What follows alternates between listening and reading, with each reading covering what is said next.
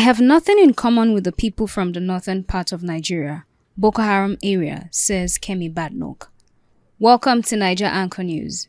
Today we are looking at an interesting and somewhat controversial statement made by Kemi Badenoch, the leader of the UK Conservative Party.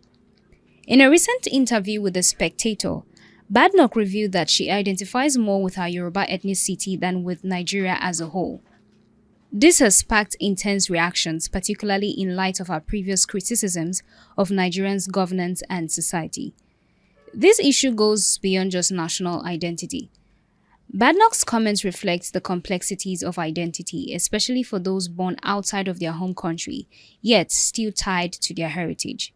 It raises the question of how someone like Badenoch, with dual cultural influences, chooses to define herself in the context of both personal history and political stance. Badenoch, who was born to Yoruba parents in the United Kingdom, also spent part of her childhood in Nigeria before moving back to the United Kingdom at the age of 16.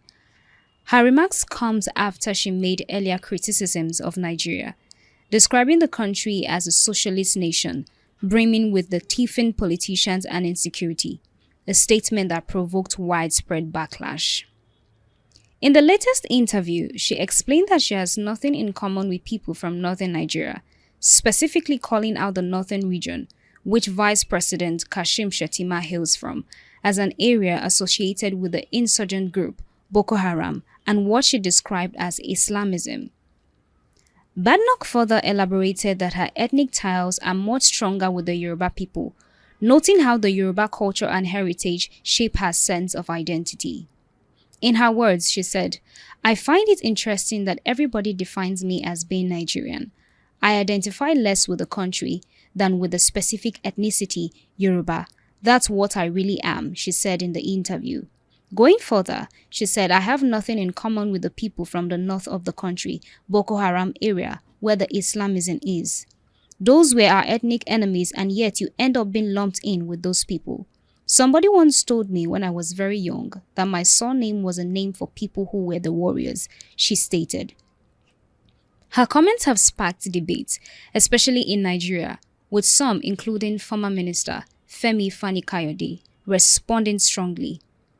Fani-Kayode suggested that Nigeria does not need her and questioned her loyalty to the country.